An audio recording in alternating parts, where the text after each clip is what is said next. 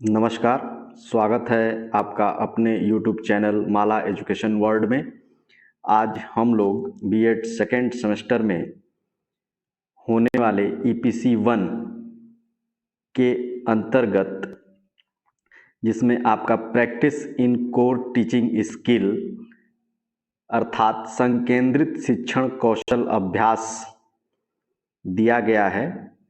आज उसका हम अध्ययन करेंगे कि उसमें कौन कौन से शिक्षण कौशल दिए गए हैं तथा उन शिक्षण कौशलों को लिखते समय या उसकी फाइल बनाते समय हमको क्या और कैसे लिखना होता है। तो आइए शुरू करते हैं practice in core teaching skill संकेंद्रित शिक्षण कौशल अभ्यास। सबसे पहले जो लोग इस चैनल पे नए हैं वो इस चैनल को लाइक, शेयर एंड सब्सक्राइब कर दें, जिससे कि हमारी आने वाली अगली शैक्षिक वीडियो आपको मिल सके। तो आइए इस वीडियो को हम शुरू करते हैं। सूक्ष्म शिक्षण कौशल अभ्यास के दौरान जो पहला शिक्षण कौशल अभ्यास है वह है प्रस्तावना कौशल। जैसा कि हम देख पा रहे हैं, तो प्रस्तावना कौशल को जानने से पहले हमको ये जानना होगा कि प्रस्तावना हम किसे कहते हैं। इसके अंतर्गत शिक्षक पाठ पढ़ाने के पूर्व छात्रों का ध्यान पाठ की ओर ले जाने के लिए जो भी क्रियाकलाप करता है उसे प्रस्तावना कहते हैं। इस कौशल से छात्र नया पाठ पढ़ने के लिए तैयार किए जाते हैं। इसके द्वारा उनकी पाठ के प्रति रुचि बढ़ाई जाती है और जिज्ञासा जगाई जाती है। इससे छात्रों का अधिगम अच्छा होता है, अधिक होता है। पाठ की प्रस्तावना एक कला है और अच्छी प्रस्तावना करने वाला शिक्षक एक कलाकार।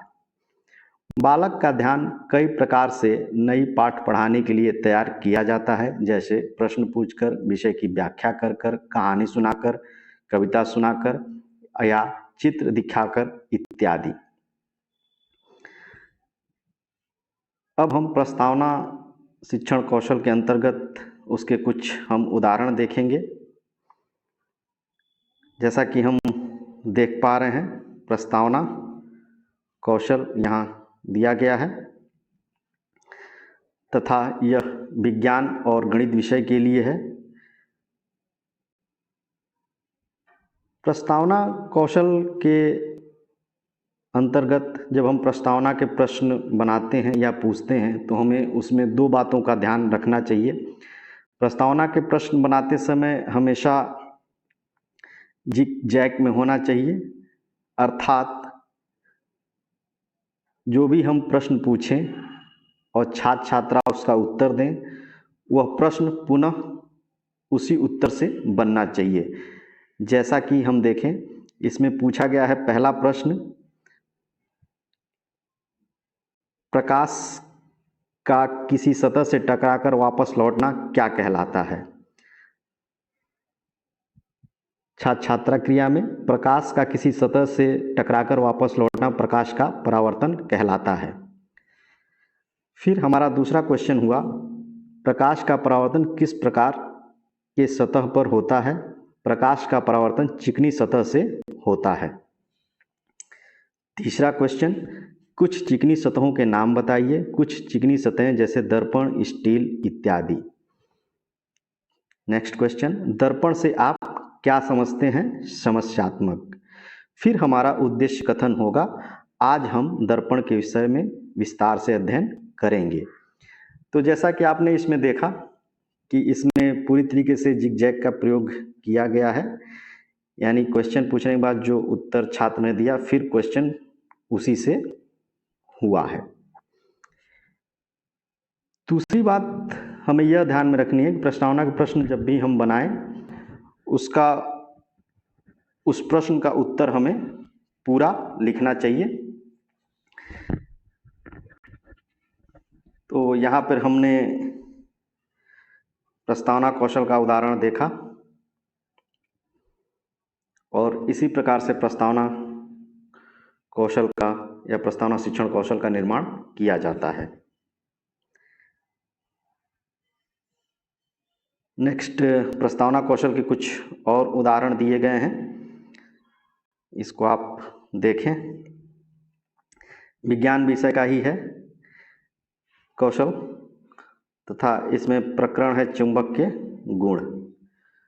पुनः आप एक बार इसको देखें। पहला क्वेश्चन, हवादार घर के लिए घरों में क्या बनाना चाहिए? हवादार घर के लिए घरों में खिड़की बनाना चाहिए। दूसरा क्वेश्चन, खिड़की किस धातु की बनी होती है? खिड़की लोहे की बनी होती है। तीसरा क्वेश्चन, लोहा किसे अपनी ओर आकर्षित करता है? लोहा चुंबक को अपनी ओर आकर्षित करता है। फिर चौथा क्वेश्चन, चुंबक के गुणों के बारे में बताइए। फिर हमारा यहाँ समस्यात्मक हो जाएगा।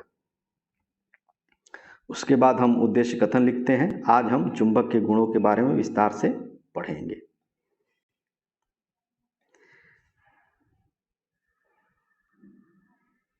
फिर नेक्स्ट, प्रस्तावना कौशल का ही उदाहरण है गणित विषय का। इसको आप देखें और समझने का प्रयास करें। ठीक पहले के जो दो कौशल थे उसी प्रकार से इसको भी बनाया गया है।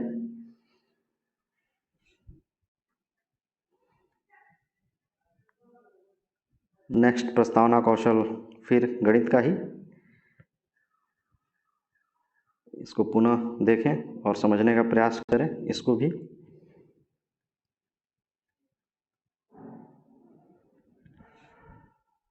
आगे चलते हैं। उम्मीद करता हूं कि आपको प्रस्तावना कौशल समझ में आ गया होगा कि हमको क्या और किस प्रकार से लिखना है और बनाना है। प्रस्तावना कौशल के 4 उदाहरण दिए गए हैं, 2 गणित और 2 विज्ञान के। नेक्स्ट हमारा कौशल है व्याख्या कौशल, meaning of skill of explaining. व्याख्या कौशल के अंतर्गत हम देखें, जैसा कि सर्वविदित है कि कक्षा के सभी बालक एक जैसे नहीं होते, अर्थात कुछ बालक बुद्धिमान होते हैं, कुछ समान बुद्धि के, कुछ परिपक्व तथा कुछ अपरिपक्व होते हैं, लेकिन सभी को ज्ञान प्रदान करना ही शिक्षक का कर्तव्य होता है। विषय वस्तु को सरल बनाकर विद्यार्थियों के समक्ष प्रस्तुत करना और उसे ग्रहण करने योग्य बनाने के कौशल को ही व्याख्या कौशल का नाम दिया गया है। अर्थात यह व्याख्या कौशल के अंतर्गत विषय वस्तु को सरल बनाया जाता है, उसको सरल किया जाता है जिससे कि छात्र आसानी से उसको समझ सके। व्याख्या कौशल का प्रयोग सभी विषयों में अनिवार्य माना गया है। इसके प्रयोग के बिना विषय वस्तु का प्रस्तुतिकरण संभव नहीं होता। व्याख्या कौशल में विषय वस्तु से संबंधित कथनों में इस तरह के शब्दों का प्रयोग किया जाता है जिनसे वे कथन अपना अर्थ स्पष्ट रूप से दर्शाने लगते हैं। कई बार एक कथन में से यदि एक भी शब्द हटा लिए जाएं तो कथन अस्पष्ट रह जाता है। तो आइए हम व्याख्या कौशल के कुछ उदाहरण देखें और समझने का प्रयास करें कि कैसे व्याख्या कौशल का प्रयोग किया जाता है। इसमें छात्र अध्यापक या अध्यापिका विकासात्मक प्रश्न पूछती है, फिर उसका व्याख्या करते हैं स्पष्टीकरण के माध्यम से, और फिर हम बोधात्मक प्रश्न पूछते हैं। बोधात्मक प्रश्न इसलिए पूछा जाता है, यह जानने के लिए पूछा जाता है कि छात्र ने कितना उस विषय को या उस प्रकरण को कितना समझा है। अध्यापक द्वारा स्पष्टीकरण करने के बाद यह जानने के लिए बोधात्मक प्रश्न पूछा जाता है।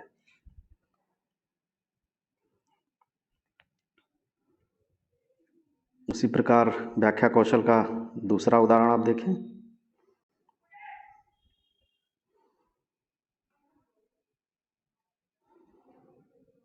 जो कि गणित विषय का है। नेक्स्ट, व्याख्या कौशल विज्ञान विषय का। इसको देखें और समझने का प्रयास करें। जैसा कि आप इसमें देख पा रहे हैं, विकासात्मक प्रश्न पूछा गया, किसी एक कृत्रिम चुंबक का नाम बताइए। फिर उसका अध्यापक द्वारा स्पष्टीकरण किया गया। चुंबक 2 प्रकार के होते हैं, प्राकृतिक चुंबक, कृत्रिम चुंबक।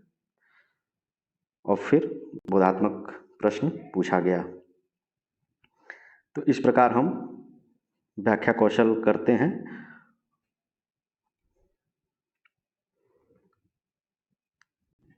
व्याख्या कौशल का पुनः एक उदाहरण विज्ञान विषय का। तो इस प्रकार व्याख्या कौशल के अंतर्गत हमने 4 व्याख्या कौशल के उदाहरण देखे, जिसमें 2 गणित और 2 विज्ञान विषय के हैं। नेक्स्ट आगे चलते हैं हम। आगे हमारा जो कौशल आता है उसे हम दृष्टांत कौशल के नाम से जानते हैं। दृष्टांत कौशल के अंतर्गत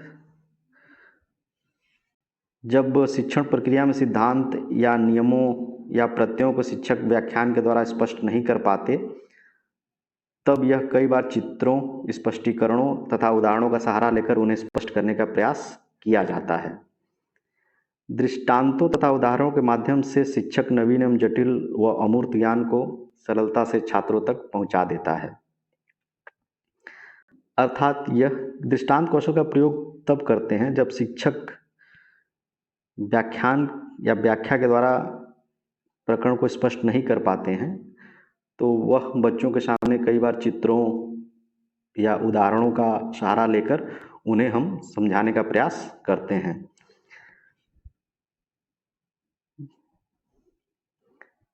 देखें, दृष्टांत कौशल के माध्यम से शिक्षक जटिल संप्रत्ययों तथा अमूर्त ज्ञान को सरल, सहज तथा बोधगम्य बना देता है। इसके प्रयोग हेतु शिक्षक को विभिन्न संप्रत्यय, सिद्धांत या नियम आदि को समझने के लिए पहले से ही समुचित उदाहरणों तथा दृष्टांतों का चयन कर लेना चाहिए।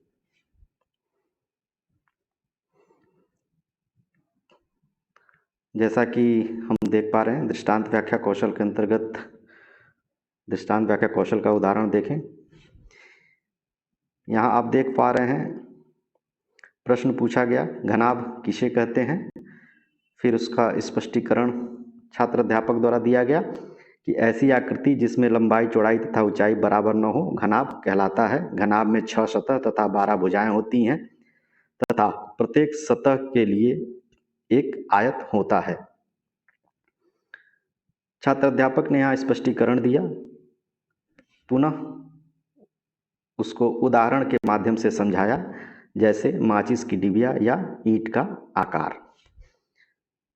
आप देख पा रहे हैं दृष्टांत कौशल के अंतर्गत यहाँ उदाहरण दिया गया है और उदाहरण के माध्यम से बच्चों को समझाया गया है कि घनाभ किसे कहते हैं। फिर बोधात्मक प्रश्न पूछा गया है, घनाभ में कितने सतहें होती हैं, घनाभ में कितनी भुजाएं होती हैं। उसी प्रकार दृष्टांत व्याख्या कौशल का दूसरा उदाहरण, जो कि गणित विषय से है, इसको आप देखें और समझने का प्रयास करें।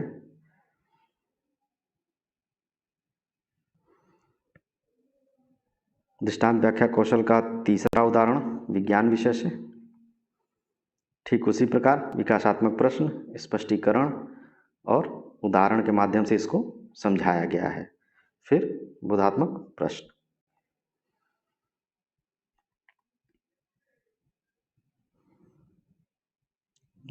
दृष्टांत व्याख्या कौशल का चौथा उदाहरण,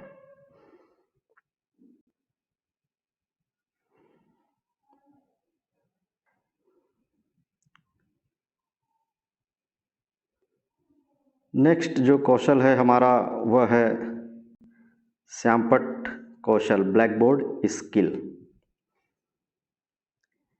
इसके अंतर्गत श्यामपट्ट शिक्षण एवं शिक्षक का घनिष्ठ मित्र होता है। यह अध्यापक के लिए शिक्षण का अभिन्न अंग होता है। हम किसी ऐसे कक्षा कक्ष की कल्पना नहीं कर सकते जहां पर श्यामपट्ट न हो। प्रोफेसर स्टक ने इसको समझाते हुए बताया, इसे शिक्षक और छात्रों द्वारा प्रयुक्त विद्या समझना चाहिए, क्योंकि शिक्षक इसकी सहायता से निर्देश देता है और छात्र आत्माभिव्यक्ति या व्याख्या करता है। शिक्षण के उस सहायक आवश्यक साधन को जिसका उपयोग शिक्षक द्वारा किसी बात को लिखने, समझाने तथा पठितांश का सार लिखने तथा लिखवाने हेतु किया जाता है उसे श्यामपट्ट, हरापट्ट, व्हाइट बोर्ड आदि नामों से उसके रंग के आधार पर पुकारा जाता है। यह सर्वाधिक प्राचीन शिक्षण का सहायक ही नहीं अपितु साधन है। इसके अभाव में शिक्षक का काम नहीं चल सकता। अर्थात यह कि श्यामपट्ट जो है शिक्षक का घनिष्ठ मित्र है तथा शिक्षण का अभिन्न अंग है।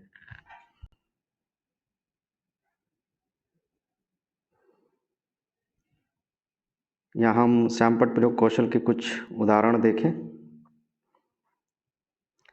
जिसमें अध्यापक द्वारा प्रश्न पूछा गया तथा छात्र छात्राओं द्वारा उसका जवाब दिया गया। श्यामपट्ट प्रयोग कौशल को लिखते समय आप दो तरीकों से लिख सकते हैं। पहला इस प्रकार से, जिस प्रकार से आपको यहाँ दिख रहा है, तथा दूसरा इस फाइल को बनाते समय श्यामपट्ट प्रयोग कौशल के अंतर्गत यहाँ एक तीसरा कॉलम भी आप बनाते हैं श्यामपट्ट कार्य का, जिस पे आप ब्लैक पेपर चिपका के आप छात्रों द्वारा दिए गए जवाब को लिख सकते हैं। तो श्यामपट्ट प्रयोग कौशल को लिखते समय आप इन दोनों तरीकों को अपना सकते हैं, ऐसे भी और यहाँ ब्लैक पेपर चिपका कर भी।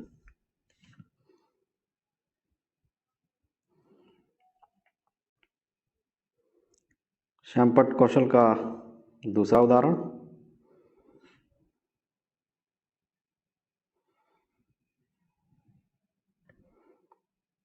श्यामपट्ट कौशल का तीसरा उदाहरण,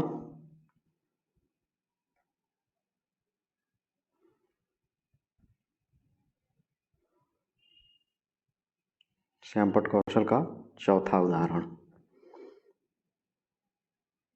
जिसमें दो गणित विषय से और दो विज्ञान विषय से हैं। उम्मीद करता हूं कि आपको मेरे द्वारा बताई गई बातें आसानी से समझ में आ रही होंगी। नेक्स्ट कौशल है खोजक प्रश्न कौशल। खोजक प्रश्न कौशल को अनुशीलन प्रश्न कौशल भी कहते हैं। इसके अंतर्गत इसमें खोजक या अनुशीलन प्रकार के प्रश्न पूछकर शिक्षक छात्रों का ध्यान आकर्षित करता है और उन्हें अभिप्रेरित करता है। वह छात्रों में रुचि एवं जिज्ञासा उत्पन्न करके उनके पूर्व ज्ञान को नवीन ज्ञान से जोड़ता है। छात्र चिंतनशील होकर गहराई में जाते हैं और विभिन्न पहलुओं पर ध्यानपूर्वक मंथन करते हैं। उसे ही हम अनुशीलन या खोजक प्रश्न कौशल कहते हैं। आइए आगे हम अनुशीलन प्रश्न कौशल के कुछ उदाहरण देखें। जैसा कि आप यहाँ देख पा रहे हैं, विज्ञान विषय का अनुशीलन प्रश्न कौशल है, जिसमें छात्र अध्यापक या अध्यापक ने प्रश्न पूछा, छात्र छात्राओं ने उत्तर दिया। यहाँ आप देख पा रहे हैं।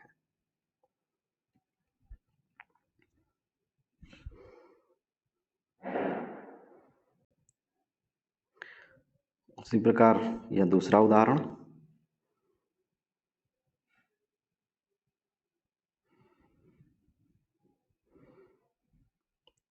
नेक्स्ट तीसरा उदाहरण जो गणित विषय से है।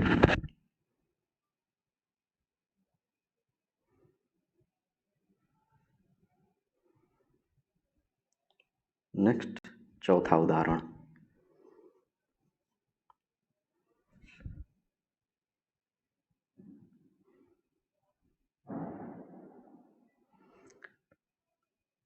अगला हमारा शिक्षण कौशल है पुनर्बलन कौशल।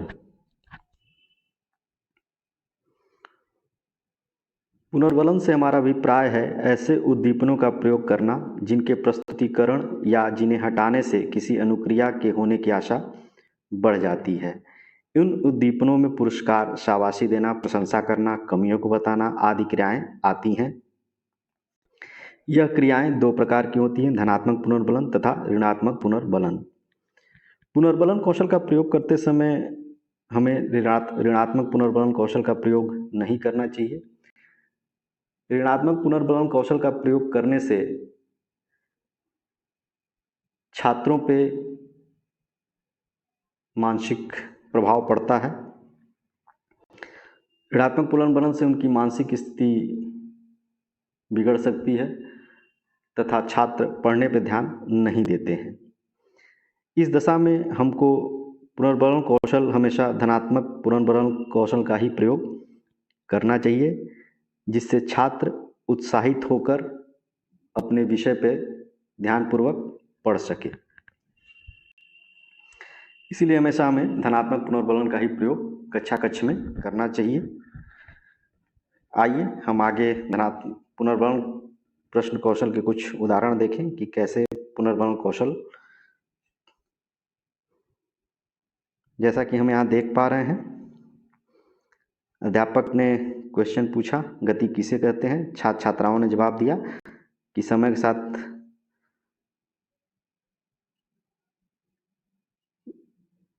के साथ स्थिति में परिवर्तन को गति कहते हैं।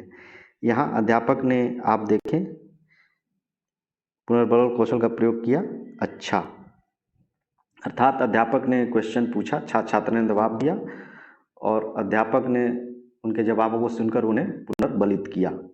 जैसा कि आप देख पा रहे हैं, ये सब अच्छा, ठीक, बहुत अच्छा, शाबाश, ये सब पुनर्बलन छात्रों को दिया जाता है, जिससे छात्र उत्साहित होकर अध्यापक द्वारा पूछे गए प्रश्नों का जवाब दे सके। पुनर्बलन कौशल का दूसरा उदाहरण,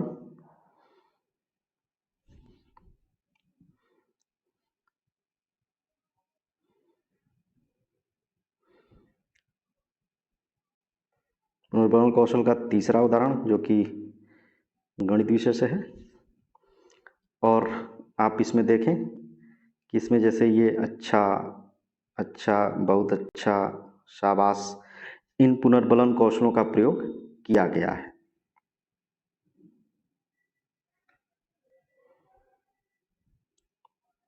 नेक्स्ट उदाहरण पुनर्बलन कौशल का ही,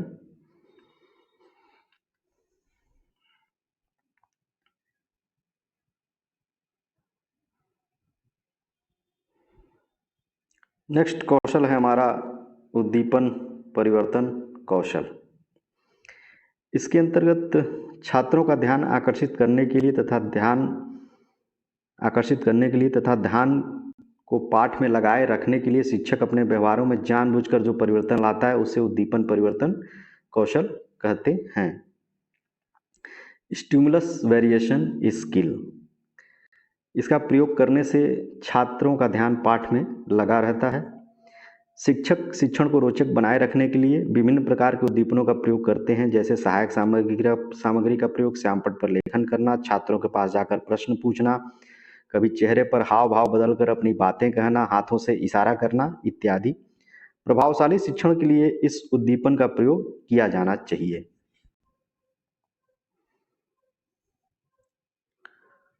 उद्दीपन परिवर्तन कौशल का कुछ उदाहरण हम देखें जो कि इस प्रकार है, जिसमें छात्र अध्यापक ने प्रश्न पूछा, छात्र छात्रा ने उत्तर दिया तथा इसमें शिक्षक कभी छात्रों के पास जाके प्रश्न पूछ सकता है, कभी चेहरे का हाव भाव बदलकर अपनी बातें कर सकता है या हाथों से इशारा कर सकता है अपने प्रकरण को पढ़ाने के दौरान।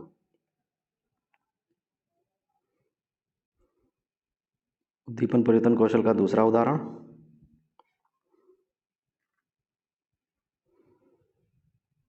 उद्दीपन परिवर्तन कौशल का तीसरा उदाहरण गणित विषय से।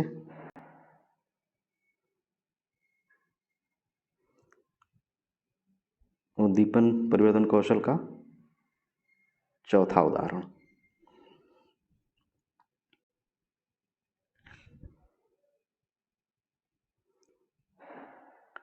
नेक्स्ट हमारा कौशल है प्रश्न कौशल, स्किल ऑफ क्वेश्चनिंग।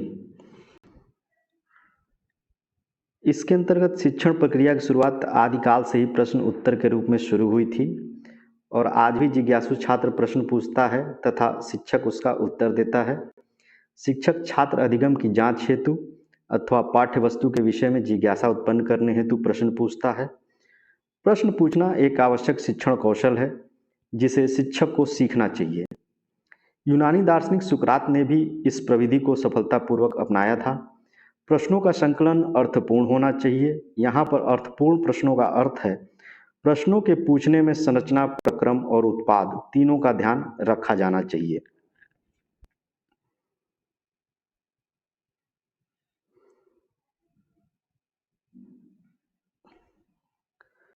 प्रश्नीकरण और अनुशीलन कौशल का ये उदाहरण, इसको आप देखें और समझने का प्रयास करें।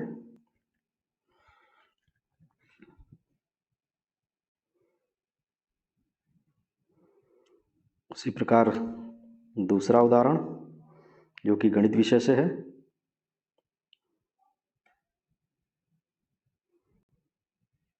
तीसरा उदाहरण विज्ञान विषय से।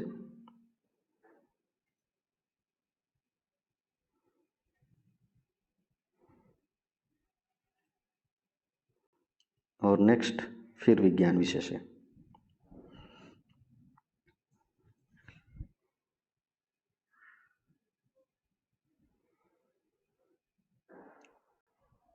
नेक्स्ट कौशल हमारा पाठ समापन कौशल, स्किल ऑफ क्लोजर। इसके अंतर्गत पाठ की प्रस्तावना एवं विकास जितना महत्वपूर्ण होता है उतना ही उसका समापन महत्वपूर्ण होता है। पढ़ाए गए सभी बिंदु यदि अंततः निष्कर्ष में समाहित हो जाते हैं तो छात्र अधिगम से सीधे तौर पर संबंधित हो जाता है। स्मृति में धारण करने की क्षमता एवं निष्कर्ष का गहरा संबंध होता है। उचित निष्कर्ष निकाले बिना कोई भी पाठ संपूर्ण नहीं कहा जा सकता है। शिक्षक का यह इस कौशल में दक्ष होना अत्यंत महत्वपूर्ण होता है। निष्कर्ष देने के अतिरिक्त प्रश्न पूछकर भी पाठ समापन किया जा सकता है। मूल्यांकन, पुनरावृत्ति प्रश्न आदि शिक्षण बिंदुओं को एक साथ रखकर सूचना संग्रहित करने में शिक्षक की सहायता करता है। प्रायः मूल्यांकन प्रश्नों का स्वरूप वस्तुनिष्ठ प्रकार का रखा जाता है जिसे सहजता से निष्कर्ष निकाला जा सके एवं सभी विद्यार्थियों तक प्रेषित किया जा सके। इस दौरान छात्र सहभागिता को विकसित करने की भी पूर्ण संभावना होती है।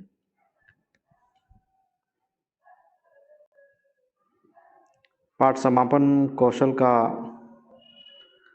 यहाँ हम उदाहरण देखें जिसमें प्रश्न पूछा गया, उसका स्पष्टीकरण किया गया तथा उससे 5-7 प्रश्न पूछकर पाठ को समाप्त किया जाता है। दूसरा तरीका पाठ समापन कौशल का यह हो सकता है कि आप पाठ समापन प्रश्न पूछकर भी कर सकते हैं।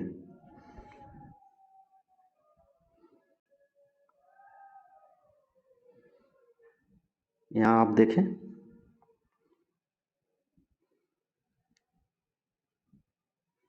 पाठ समापन कौशल विज्ञान विषय का।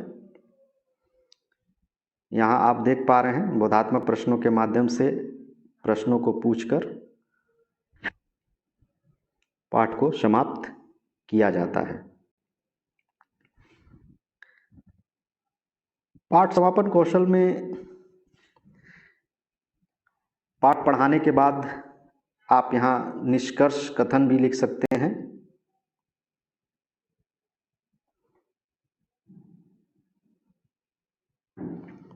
निष्कर्ष कथन में आप यह लिख सकते हैं कि आज हमने इस प्रकरण को समाप्त किया या आज हमने ऊर्जा प्रकरण को समाप्त किया।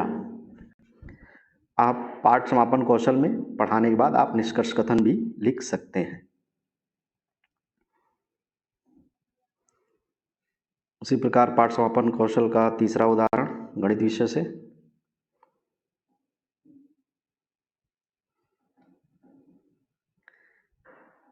फिर चौथा उदाहरण गणित विषय से।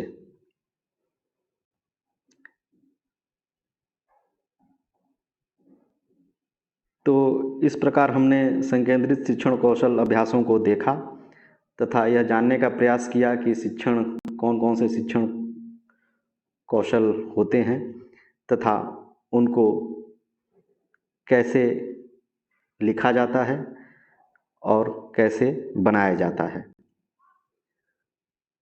उम्मीद करता हूँ कि आपको आज की यह शैक्षिक वीडियो अच्छी लगी होगी तथा समझ में आई होगी।